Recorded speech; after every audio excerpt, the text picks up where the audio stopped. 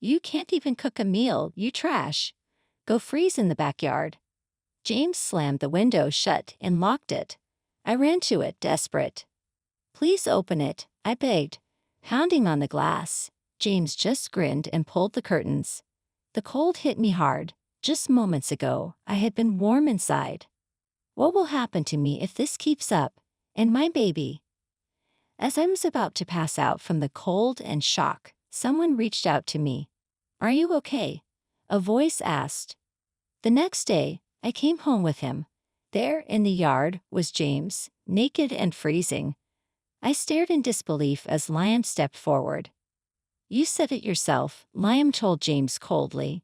If you can't cook properly, freeze outside. James, shivering, couldn't respond. I'll call an ambulance, Liam said. Emily, do you want to say anything to him before it arrives? I nodded and stepped closer to James. I'm Emily Smith, a 28-year-old homemaker. My mother died of an illness soon after I started working, and my father followed with a heart attack. As an only child, I was left completely alone. The loneliness was unbearable, so I buried myself in work. Emily, are you okay? You seem to be pushing yourself. That was James, reaching out to me back then. He comforted my grieving heart, supporting me when I cried alone. Once I began to heal, he pursued a relationship with me. After dating for a few years, we got married. Wow, we're so pleased to have such a lovely young woman join our family. Yes, for James, he's brought home quite a nice young lady. After our wedding, I started living with James's family. We got along very well. Emily, I saw on TV the other day that there's a new cafe near the train station. Let's go together sometime. Yes, I'd love to. I particularly hit it off with my mother-in-law, and we go out for a meal together once a week. I also get along well with my father-in-law, who loves to cook, and we've cooked together in the kitchen several times. I'm glad you're getting along with my family, but isn't my younger brother a bit of a handful? Oh, not at all. It's true that I don't talk much with Lamb, my brother-in-law, since he works from home. He often stays in his room, but I was interested in his work, and when I asked about it, he explained it to me in detail. So I've been getting along well with James's family. A few years after we got married, I became pregnant with James's child. Given the severity of my morning sickness, I decided to quit my job. I think that's a good idea. Yeah, don't push yourself. This wasn't just my decision. I discussed it thoroughly with James's family. In fact, the earnings of both James and Liam are enough for us to live on, and I also have savings. Besides, my father-in-law works and my mother-in-law has a part-time job, so there's no problem with me quitting. Man, pregnant women have it good. They don't have to work and no one complains. Lately though, James has been complaining about this. James was also present during our discussions, and at the time he was the first to suggest I should quit. Just a freeloader without a job acting all high and mighty. Who's acting high and mighty? When did I ever order you around? I'm the one cleaning up the clothes you leave around, you know. That being said, I've always been a competitive person, and I would always prove James wrong. You should have spoken up during our discussions if you had complaints. Exactly. It was you who brought it up, James. Right. Instead of complaining, take care of your own responsibilities. Because my parents-in-law agree with me and side with me, James feels isolated. Liam and James don't get along very well, so Liam never takes James aside. James looks down on me because I work from home. He doesn't listen to me and doesn't consider me a help at all. That's what Liam murmured. That's why Liam doesn't even join such conversations. James doesn't like this situation, and when we're alone he complains even more. Just because my family likes you doesn't mean you should get too cocky. I'm not getting cocky. Everyone is just being reasonable. Even if it were just the two of us, I never lost to James, but once the morning sickness kicked in, I lost the energy to even argue. Pregnancy isn't an illness. If you're not working, you're no different from a bomb. I agree it's not a disease, but Emily is risking her life to nurture another. That's work in itself.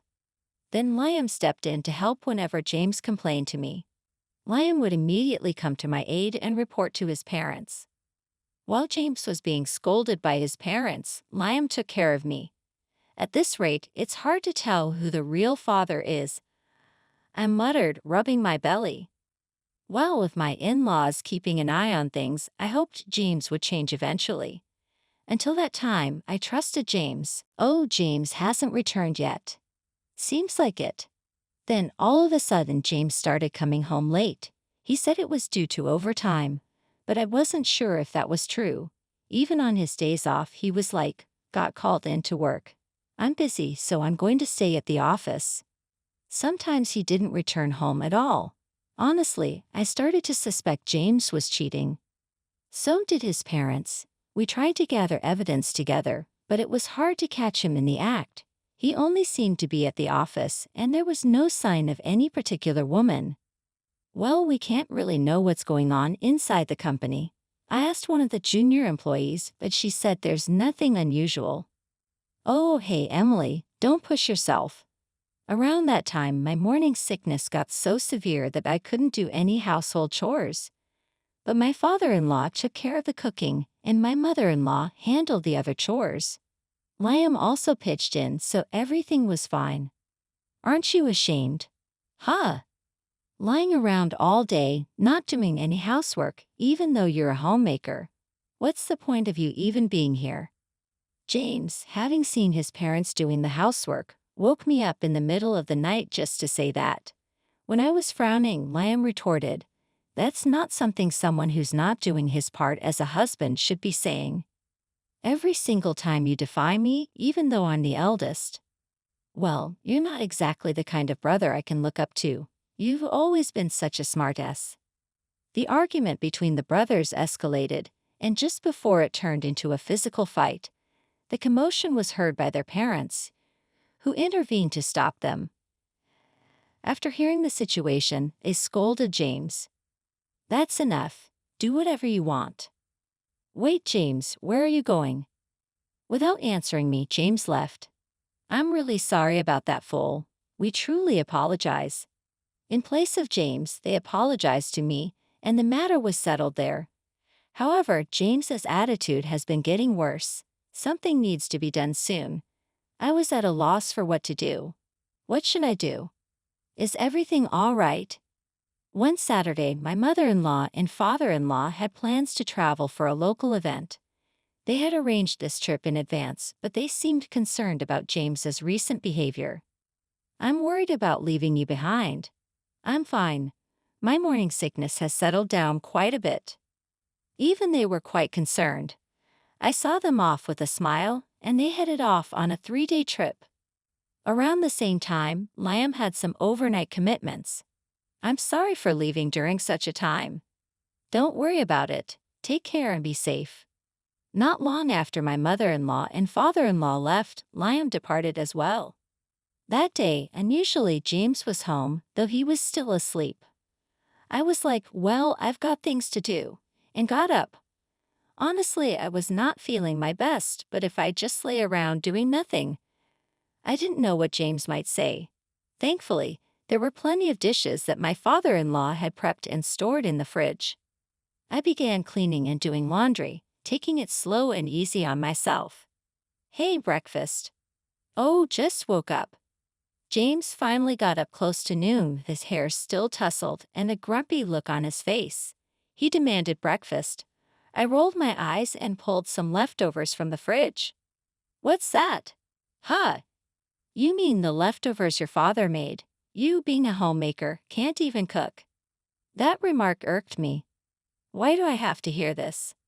Does he not realize I'm carrying his child? There's no justification for such a comment. "Sorry, right now my job is to take care of my baby in my belly. Adult care has been on the back burner." "How dare you talk like that to your husband?" Just as James shouted at me, the door was flung open with a bang. Standing there was Liam. I could hear shouting all the way outside. "You shut in." James shot Liam a dirty look and headed back into his room, murmuring some curse words under his breath. Just as I thought James made a noise, he seemed to leave the house. Liam sighed heavily. You okay? Yeah. What brought you here? I came to pick up something I forgot. Saying that, Liam looked at me with a worried expression. I chuckled, thinking how much he resembled his mother. It's okay, go on, be on your way. I'll be going then. Liam looked back at me hesitantly before finally leaving. I wondered where did the James I first met back then go. At this rate, a divorce, but I still wanted to be family with my in-laws. Feeling suddenly exhausted, I decided to lie down, and as I closed my eyes, I drifted into a deep sleep. Emily, time to wake up. As I hurriedly sat up, I met James's eyes, who was giving me a smile. I must have dozed off completely. I'm going to get an earful from James again. I've let you sleep, but it's already evening, he said, surprising me with his gentle tone. My eyes widened in shock. James was like, I've prepared dinner, so when you're up, come join me. With that, he left the room. There was a blanket over me, and I couldn't help but wonder if James had covered me. I headed to the kitchen. I found my father-in-law's dishes already warmed up, ready to eat. I'm sorry, Emily. James was like, when I heard we were having a child, I was ecstatic. But then I felt so overwhelmed, and I took it out on you. This is my way of saying sorry. James presented a cake. Honestly, this gesture wouldn't erase all of James' past behaviors, but him apologizing genuinely warmed my heart. For now, I decided to let it go and enjoy our meal together. Hey, look, it's starting to snow. Oh, you're right. Let's go take a closer look. Saying that, James headed towards the porch. Watching his childlike excitement, I chuckled and followed him. The sight of the white snow falling against the backdrop of the night was indeed beautiful.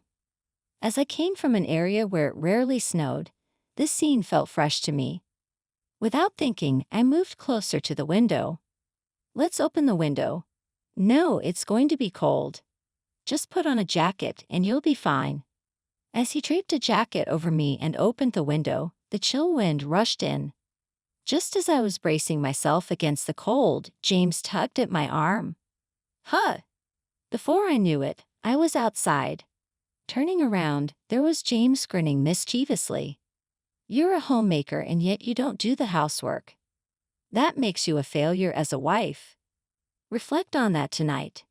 Excuse me, what are you talking about? You can't even cook a meal, you trash. Go freeze in the backyard.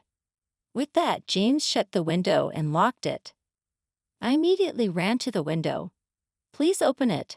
I begged as I pounded on the window, but James just grinned and drew the curtains.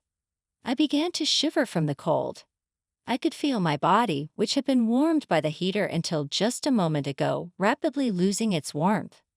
What am I going to do? If it continues this way, even my baby inside me, just as I was on the verge of passing out from the intense cold and shock, a savior extended a hand to me and was like, "Are you okay?" He immediately put me in the car. Why are you out here at this time of night? The one who helped me was Liam. Liam had been worried about James, so he came home earlier than planned. The car's heater warmed me up, and I sighed in relief. Liam was like, we should go to the hospital just in case. He drove me to the hospital. Thanks to Liam's quick response, fortunately, both my baby and I were fine. And while I was being examined, Liam had apparently arranged for a hotel. We were able to stay at the hotel, but Liam left and went somewhere else. I'm so relieved. You're going to be a strong baby, aren't you? Feeling reassured that I'd arrived at the hotel, I rubbed my belly. I was so glad nothing happened. I was exhausted, so as soon as I lay down on the bed, I fell asleep. Oh, Emily, are you okay now?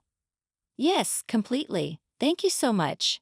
No worries, shall we go? The next day, I returned home with him. In the yard, James was freezing naked. When I was staring in shock at the sight, Liam stepped forward. That was what you said, wasn't it? If you can't even cook properly, then freeze outside. Liam spoke to James with a cold gaze and tone. James, shivering in the yard, couldn't even reply properly. I'll call an ambulance out of the goodness of my heart. Emily, you want to say anything to him before it arrives? Nodding in response to his words, I took a step closer to James. It's because of you that our baby was almost in grave danger. I will never forgive you. Just you wait. Then James was taken to the hospital, and I asked Liam what had happened last night. After dropping me off at the hotel, Liam sneaked back home. Alone at home, he found James sleeping in the living room, stripped down, and a woman who appeared to be his mistress was there as well. He brought his mistress home thinking we wouldn't be around, and with you locked out, he seemed pretty confident. Liam, burning with rage, apparently threw James out of the house in his birthday suit. Liam was like, now see who's the real trash. Think about it all night. He then grilled the shocked mistress for information, got evidence, and forcibly sent her back to her place. It turns out she also had a family, and by the time he informed them of everything, dawn was approaching. He took a short nap in the car and then came to pick me up. That's how it all went down. I've spoken to my parents. They said they're going to come home today. He told me with a gentle smile and stayed by my side until they returned. It's going to be okay now, Liam. Thank you so much. Nah, I just did what had to be done. Thanks to him, I could feel safe at home. Emily, I'm so sorry, that idiot, I can't apologize enough. They apologized immediately upon their return and went straight to giving James a piece of their mind. James was forced to pay child support and was then decided to be kicked out. I'm so sorry. It was just a lapse in judgment, Emily. I truly love only you. But as James clung to me, I ignored him. As if it's just me, I wish she'd stop taking me for a fool. Don't look at me like that. Suddenly James flared up, raising his hand at me. Enough is enough, my damn son. Liam grabbed and twisted James's arm. With the intervention of my father-in-law, James was easily overpowered. Emily, I really just lost my mind for a moment. I watched him being thrown out by the two men, all the while being held by my mother-in-law. He was pathetic until the very end. As for James, that's all I ever thought. By the way, Liam's pretty strong, isn't he? Considering what just happened and the way he tossed a full-grown man outside, I was genuinely surprised by Liam's strength. Oh yeah, he used to do combat sport back in the day. I definitely wouldn't use a move on an amateur though. Liam, who had returned, said this with a refreshing smile. I couldn't help but feel a flutter in my heart at his smile, and my mother-in-law laughed upon noticing. With such good looks and strength, it's almost surprising he doesn't have a girlfriend. Oh hush. Seeing him look away bashfully after my mother-in-law's remark, I couldn't help but find it endearing. From then on, I decided to stay and be cared for in my in-laws' home since I had no family or reliable person to turn to. If you'd allow, I'd love to hold your baby. Of course, anytime. Right now, the four of us are eagerly awaiting the birth of my precious baby. Upon talking to Liam, it turns out that James's affair was with a junior from his office. No wonder she wouldn't spill the beans when asked. The two of them were sneaking around and getting cozy at various spots. Once I reported it to the junior's husband, he did a thorough investigation. With that evidence, my divorce process went smoothly. Both of them got fired for fooling around during work hours and for claiming their dates as business expenses. The reason I know this is James came back to his family's home begging, like, please forgive me. While shouting these words, he came seeking my help. But his family was like, how dare you show up? Don't you dare burden Emily anymore. Never show your face here again. And with that, my entire in-laws family chased him off. Amidst all this, I found myself drawn to Liam, who was more reliable than anyone. Thank you for all the help. Well, it's only natural to want to help someone you love, right? Wait, what? Oops. Liam's face turned beet red, and seeing him like that made me blush too. Then I found out that Liam had had feelings for me for quite some time. Liam was like, everyone seems to dislike it when I talk about my job, but only Emily really listened to me. Seeing you appreciate my words, but you were my brother's wife, so I always thought I should keep these feelings hidden. With that, he looked down, and I found myself doing the same. Who would have thought he felt that way about me? To be honest, I'm not looking to be with someone like that right now. I figured, but if you can wait a little, I want to respond to those feelings. He suddenly looked up at my words, and he beamed a radiant smile at me. All right, I'm going to give it my all to win you over. Oh, I'll brace myself then. By the way, our conversation was fully witnessed by his parents, and dinner was quite a feast. Finally, Liam has a girlfriend. Knock it off. Seeing his overjoyed mother, Liam blushed deeply and retorted. Both his father and I exchanged glances and laughed. Afterwards, I gave birth to a beautiful daughter right on schedule. She's so adorable. Congratulations. She really looks like Emily, so cute. She's going to be a heartbreaker. No man's going to be able to resist. I wouldn't want to let her go. Liam said, and both his parents chided, like, you're getting ahead of yourself. I couldn't help but smile at Liam, who was fully in dad mode. Liam continued to be very supportive of me and was actively involved in child-rearing. His parents were the same. Whenever I turned around, someone was always there looking out for my daughter, allowing me to raise her with peace of mind. And 100 days after finalizing my divorce with James, I want to be her father. Please marry me. Like your parents said, you're getting ahead of yourself. Oh, so dating first, right? Either way is fine with me. Liam's face lit up at my words. However, this was repeatedly followed by some good-natured teasing from my mother-in-law, who had seen everything. Meanwhile, James, after being fired, paid back the money he embezzled in one lump sum. Word is he borrowed from some shady folks and now he's gone missing, taken away by some menacing-looking men. Well, wherever he is, whatever he's up to, I just wish him the best. My in-laws are over the moon with their granddaughter, showing no concern about James. Liam probably doesn't even remember James existed. Years later, I happily remarried Liam. Our daughter calls him Daddy, and Liam is absolutely smitten with her. The second one's going to be a boy. Yeah, I mean, if he takes after me, that's cool, but a boy who looks like Emily would be awesome too. In my belly, I'm carrying our second child. Our daughter is super excited about becoming a big sister. Now the entire family is brainstorming names. Looks like our daughter's suggestion might win though. I'm going to make Emily, our daughter, and the new baby happy.